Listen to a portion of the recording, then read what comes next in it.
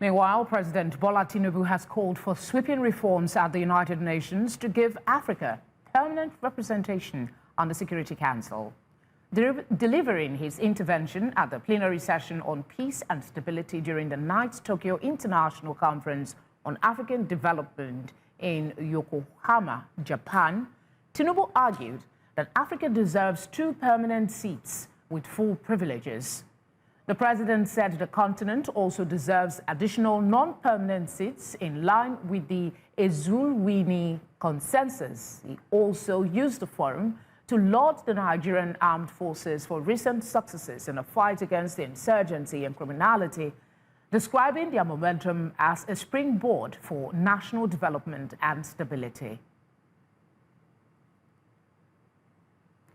I have joining me for this conversation an international relations expert and lecturer at Achievers University, Ondo State, Professor Bola Akinterinwa.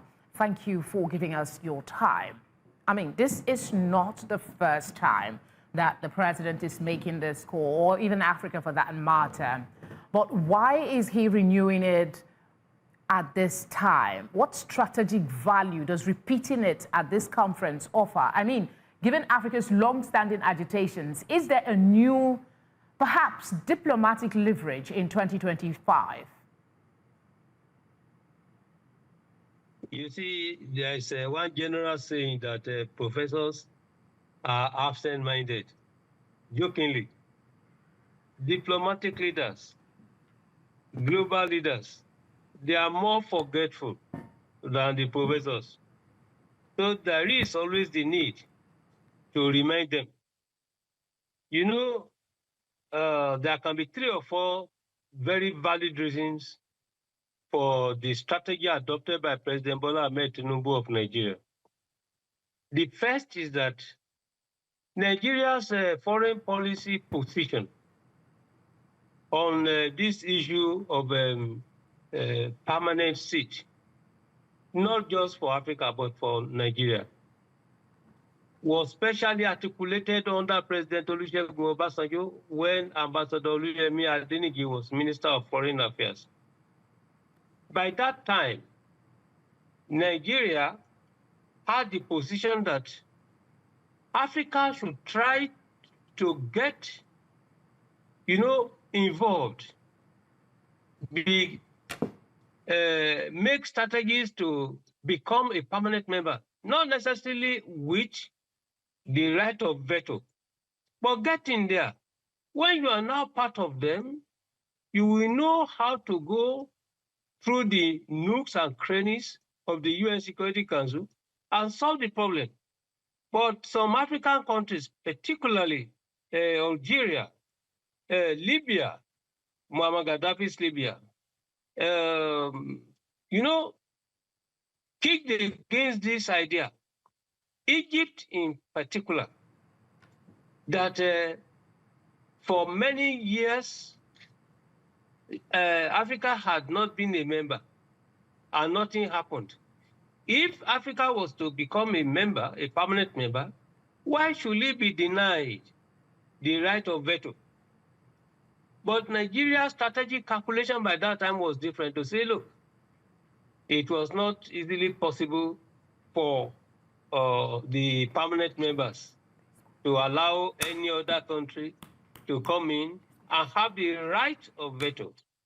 Even in 1945-46, this matter was raised at the level of several European countries, particularly in Latin America, Brazil. Now, for President Bola Tinubu to raise the matter at the level of TICAD 9 is quite significant, is to say now that, look, Nigeria is still interested, but not unlike before when emphasis was not placed on right of veto. We are now placing emphasis on right of veto. It's a change in position. It is now a question of change and continuity.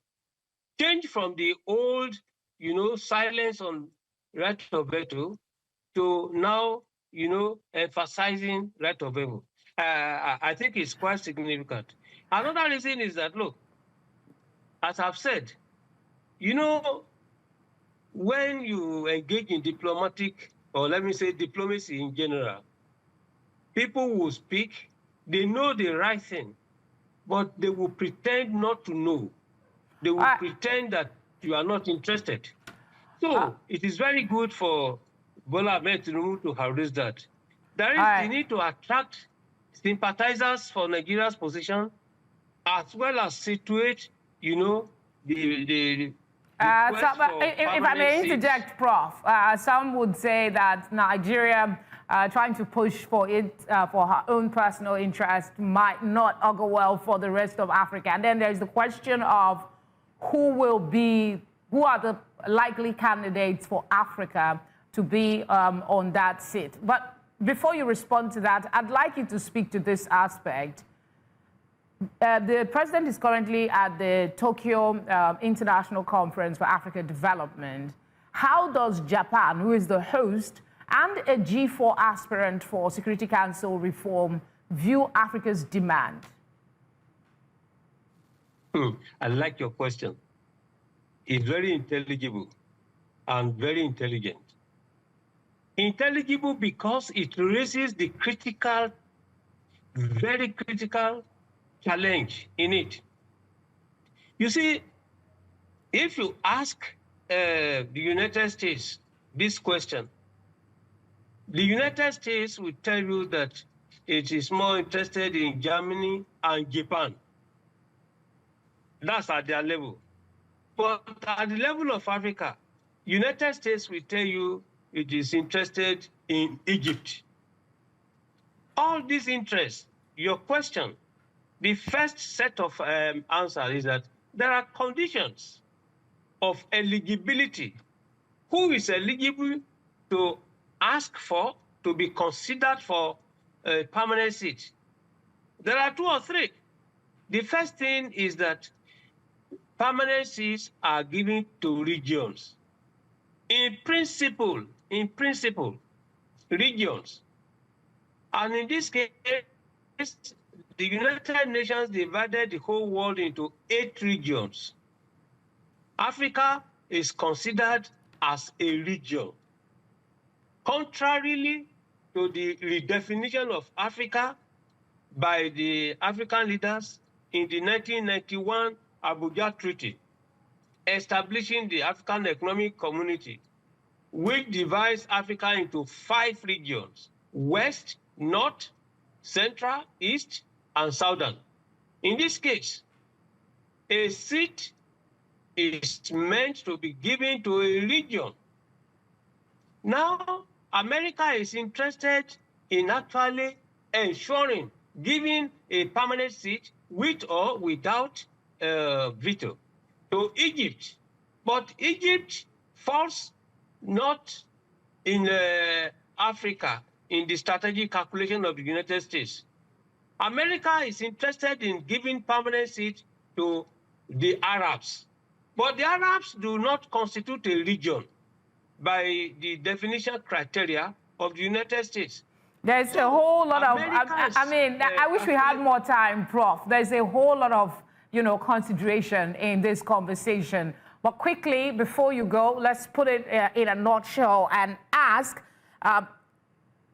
what diplomatic strategies can African leaders adopt to shift this call from rhetoric to reality? In a minute, if you can, please. Okay. The issue is simply that Africa should simply allow those competent, that is South Africa and Nigeria, to be, because Egypt squarely belongs to the Arab world in the morning. In the evening, it becomes an African country. This seat should be for Africa. In fact, Black Africa, Africa south of Sahara. Let's get this thing straight. Apart from that, it's a waste of time. If they normally use your contribution to peacekeeping, your financial contributions to the budget of the UN, those are the criteria. But we know that Egypt pays more than Nigeria in this case, than South Africa. But South Africa has not contributed more than Nigeria. Okay. to peacekeeping. So if they want solution, if they don't want any problem, let anybody say Nigeria is selfish. Of course, why should Nigeria not be selfish? Did Nigeria not sacrifice a lot for the seat? I really wish we had more time, Prof, but we're time constrained, so we'll have to pause the conversation for today. Thank you for giving us your time. It's a pleasure having me. Thank you.